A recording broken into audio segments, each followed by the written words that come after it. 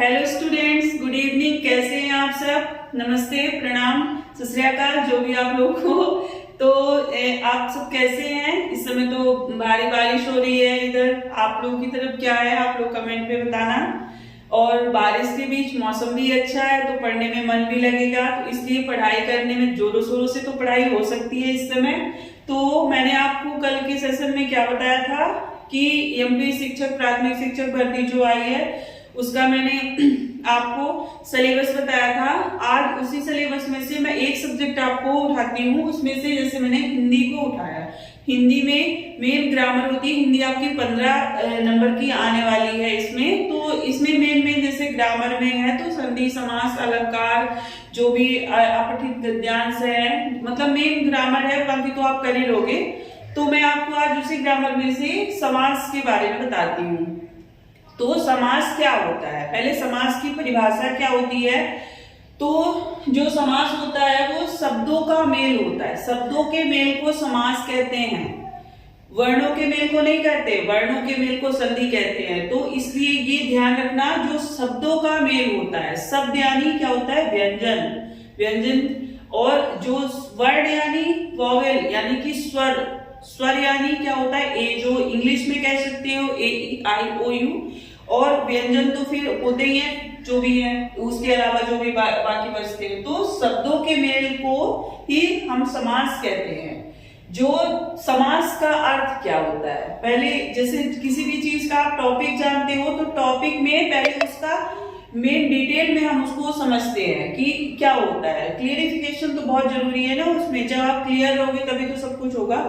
तो जो समास है, दो शब्द, मतलब जैसे समास क्या है, दो शब्दों के संक्षिप्तीकरण को ही हम समास कहते हैं। यानी कि जैसे किसी चीज का विस्तार है तो उस विस्तार को हम उसको छोटा करके समझ सकते हैं, इसलिए उस मतलब समास उस चीज को सटीक बैठाता है। एक हिसाब से आप उसको सटीक कह सकते हो। तो दो शब्दों के संक्षिप्तीकरण को हम समास कहते हैं। दो या दो से अधिक परस्पर संबंध बताने वाले शब्दों को भी हम समास कहते हैं। यानी कि दो या दो से अधिक शब्दों के अर्थ को बताने और संबंधों को बताने वाले शब्दों को हम समास कहते हैं। समास 6 प्रकार के होते हैं। उनमें से पहला है द्वंद्व समास, द्विगु समास, तत्पुरुष समास, कर्मधारय समास, अव्ययीभाव समास और बहुप्रिय समास। ये 6 समास के भेद हो गए। ये लिखा हुआ है, मैंने पहले से लिख दिया था क्योंकि आपसे बातें करने में आसान होता है, नहीं तो फिर लिखने के चक्कर में हम आई कांटेक्ट अपना खो देते हैं। इसलिए मैंने पहले से तैयार करके रखा है। अब मैंने आपको इसमें डिटेल में आपको मैं समझाऊंगी। तो द्वंद्व समास, द्विगु समास, तत्पुरुष समास, कर्मधारय, अव्ययीभाव और बहुप्रिय। इसमें जो समास का विलोम, एक मतलब जैसे कभी कभी पेपर में आ जाता है समास का विलोम क्या होता है। तो समास का विलोम बहुत सारे बच्चे विग्रह या विच्छेद लिख देते हैं, तो ये समास का भेद नहीं होता है। समास का जो विलोम होता है वो व्याद होता है बच्चों। तो ये आप लिख लेना, द्वंद्व समास किसे कहते हैं। अब जैसे पहला हमने उठाया द्वंद्व समास, जिसमें पूर्व पद एवं उत्तर पद दोनों प्रधान होते हैं। जिस समास में पूर्व पद एवं उत्तर पद दोनों प्रधान होते हैं उसको हम द्वंद्व समास कहते हैं। इसमें हम आपको एक ट्रिक भी मैं आपको बताऊंगी जिससे आप इसको समझने में, जैसे पेपर में आए तो सेकंडों में आप समझ जाओगे कि ये समास जो है द्वंद्व समास है। तो इसमें द्वंद्व में अधिकतम योजक चिन्ह यानी कि डैश होता है तो उसका लोप होता है, और विभक्ति का भी लोप होता है, यानी विभक्तिकरण ज्यादा नहीं होता। तो जैसे उदाहरण हो गया माता पिता, यानी कि एक हिसाब से मान लो कि जो द्वंद्व समास होगा वो एक दूसरे का विपरीत होगा। जैसे दिन है तो वो रात, मतलब दिन रात, जब सामने वाला वर्ड विपरीत है तो वो द्वंद्व समास ही होगा और ये लोप हो और बीच में, और जैसे माता पिता, भाई बहन, रात दिन, ये जैसे है तो ये मान लिया हमने द्वंद्व समास हो गया। लेकिन अगर अपवाद इसमें होता है, जो शब्द एक, जैसे रात, मैंने रात भर पढ़ाई की, दिन भर मैंने काम किया, तो दिन रात, जहां सेम वर्ड आ रहे हैं वो द्वंद्व समास नहीं होगा, वो अव्ययीभाव समास कहा जाएगा। इसके मैं आगे आपको बताऊंगी, लेकिन मैं आपको इतना बता रही हूं, जो मतलब शब्द एक दूसरे के विपरीत होंगे वही द्वंद्व समास होगा। द्विगु समास यानी जिस समास में पूर्व पद संख्यावाचक होता है वो द्विगु समास होता है, यानी कि इसमें संख्या की प्रधानता नहीं होती है। जैसे समूह होता है, इसमें समूह को नवरत्नों का समूह, सप्तद्वीप 7 द्वीपों का समूह, त्रिभुवन 3 भुवनों का समूह, यानी इसमें जो भी होगा सामूहिक होता है, यानी पूर्व पद संख्यावाचक होता है। इसलिए ये मान कर्मधारय समास जिसमें पूर्व पद विशेषण और उत्तर पद विशेष्य होता है, यानी किसी की विशेषता बताता है ये समास। पूर्व पद विशेषण और उत्तर पद विशेष्य होता है, यानी कि दोनों होता है। तो इसलिए जैसे नील कमल, नीला कमल, काली मिर्च, काली है मिर्च, यानी मिर्च की प्रधानता बता रहा है ना कि मिर्च काली होती है। इसका क्या बता रहा है, इसका आइडेंटिफाई इसको कर रहा है। नील कमल, कमल नीला होता है, यानी कि पीतांबर, पीला वस्त्र, यानी कि ये क्या बोल रहा है, विशेषता बता रहा है किसी भी विशेष की। अव्ययी भाव समास हो गया चौथा। तो इसमें पूर्व पद अव्यय होता है। अव्ययी भाव समास, जिस समास का पूर्व पद अव्यय होता है वह समास अव्ययी भाव समास कहलाता है। इसमें प्रत्येक शब्द में उपसर्ग जुड़ा हुआ होता है। ये ट्रिक है, मतलब उपसर्ग, या तो आप समझते हो ना प्रत्यय और उपसर्ग क्या होता है। प्रत्यय होता है शब्द के पीछे लगता है, और उपसर्ग शब्द के जो आगे वाला भाग होता है उसको हम उपसर्ग कहते हैं, और पिछले भाग को हम प्रत्यय कहते हैं। ये भी मैं आपको क्लियर कर देती हूँ। तो इसमें उदाहरण हो गया यथास्थान। यथास्थान यानी इस समय, मतलब स्थान के अनुसार। आजीवन यानी जीवन भर। बहुब्रीहि समास, बहुब्रीहि समास में जिसमें दोनों पद के माध्यम से किसी विशेष यानी किसी तीसरे को संबोधित कर रहा है, वो तीसरे के अर्थ का बोध करवाए, वो बहुब्रीहि समास है। जिसमें दोनों पदों के माध्यम से किसी तीसरे के अर्थ का बोध हो उसे हम बहुब्रीहि समास कहते हैं। यानी जैसे दशानन, जिसके 10 सर हो, अर्थात वो रावण को कर रहा है, इंडिकेट करता है। नीलकमल, नीलकंठ, नीला है कंठ जिसका, यानी शंकर भगवान को कर रहा है। लंबोदर, लंबा है उदर जिसका, यानी गणेश। तो इसका हम विच्छेद इस तरह करते हैं। तत्पुरुष समास, जिसमें पूर्व पद गौण और उत्तर पद प्रधान होता है, उसमें उसको हम तत्पुरुष समास। इसके 6 भेद है, मतलब इसके भी बहुत सारे भेद है। इसको लोग मतलब स्टार्टिंग में भी हम बता सकते हैं, लेकिन मैं इसको लास्ट में डिटेल में आपको बता रही। तो इसके 6 भेद है। एक हो गया कर्म तत्पुरुष समास, करण तत्पुरुष समास, सर्वप्रधान तत्पुरुष समास, अपादान तत्पुरुष समास, संबंध तत्पुरुष समास और अधिकरण शब्द। जैसे कि कर्ता के करण के संप्रदान के उपादान से का की के का संबंध होता है, ऐसे आपने सुना होगा।